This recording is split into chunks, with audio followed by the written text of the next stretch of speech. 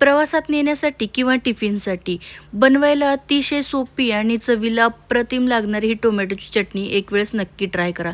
मुलं मोठे अगदी आवडीने खातील. काय करायचं, जितके टोमॅटो आहे तितकेच कांदे आपल्याला छान असं कापून घ्यायचे आहेत. आता कांदा टोमॅटो कापून झाल्यानंतर कढईमध्ये तेल टाकायचं. तेल गरम झालं की जिरे मोहरी टाकायचं आणि कांदा टाकायचा. कांदा छान असा परतून घ्यायचा. कांद्यासोबतच थोडासा कढीपत्ता टाकायचा आहे आणि रंग बदलेपर्यंत कांद्याला आपल्याला परतून घ्यायचे या पद्धतीने.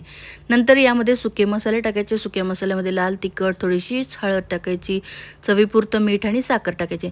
साखरेनं टोमॅटोचा जो आंबटपणा असतो तो बॅलन्स होतो, त्याच्याने चव खूप छान येते. कापलेले टोमॅटो टाकायचे, परतून घ्यायचं, झाकण ठेवून एक 3 ते 4 मिनिटं शिजवून घ्यायचं. टोमॅटो छान शिजला, त्याच्याच पाण्याने बघा किती छान असा टोमॅटो शिजलेला आहे.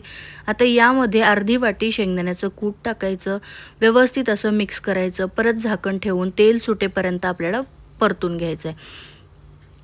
चटणीला छान तेल सुटलं की आपली चटणी एकदम तयार आहे. नक्की ट्राय करून बघा, अतिशय चविष्ट लागते. धन्यवाद.